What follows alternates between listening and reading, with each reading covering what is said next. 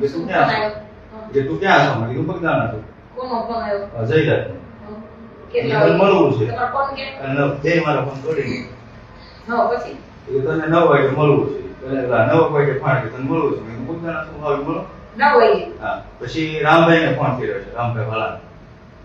ન્યા હું ગયો એટલે પછી મેં માયા તારે વાત કરી હતી ઈ ક્યાં સંભળાવી? કીધું મારા માયા આ રીતની વાત થઈ રામભાઈ. પછી હા બેન ઓલા છોકરા ઈવડાને કીધું એવું કઈ કે છે નહીં. જયરાજ નો ફોન આવ્યો તું ક્યાં છો હે હા. પછી બીજું કાંઈ તો પછી બીજું કાંઈ નહીં. મેં કીધું હું બગદાણા જ છું. મેં કીધું તમે આવો ત્યારે આપણે મળીને ગમે ત્યારે.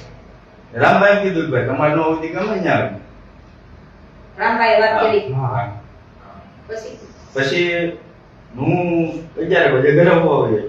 ઘરે હોતો તો ત્યાં ગાડી આવી છે કે મને ખબર નહીં. પછી મારું ટ્રેક્ટર ચાલુ તો ટ્રેક્ટર ઊભું રહે મારા છોકરા કે કઈ જગ્યાએ ગામની અંદર. આ તાતનો ઓલો હા તો ગામની અંદર કે પપ્પા કે કોક છે ને કે ગાડી ઓલા ટ્રેક્ટરની સારી ગાડી લીધી એમ કે તમારે પરમિટ હોય લાવો. અમે કીધું ભાઈ હું આવું. હું 2 વ્હીલર લઈને ગયો.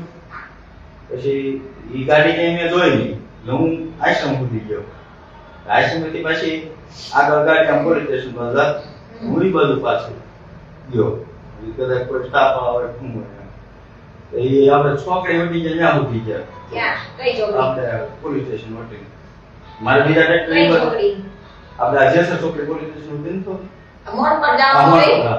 હા મારા ટ્રેક્ટર બીજા ત્યાં હતા. મેં કીધું લઈને પાછા આવડા એની પાસે જાય છોકરા પાસે. હું ઈ બાજુ ગયો.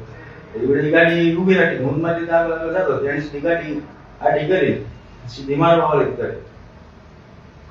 બીજું કાંઈ નહીં.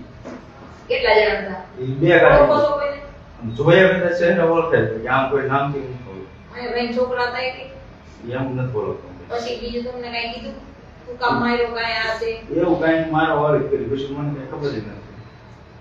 ગાડી પોતાનું નામ પાડી દીધું.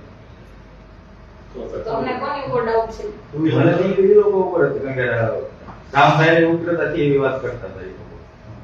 એમ નહીં હા. તમે સમજતા નથી હા. હું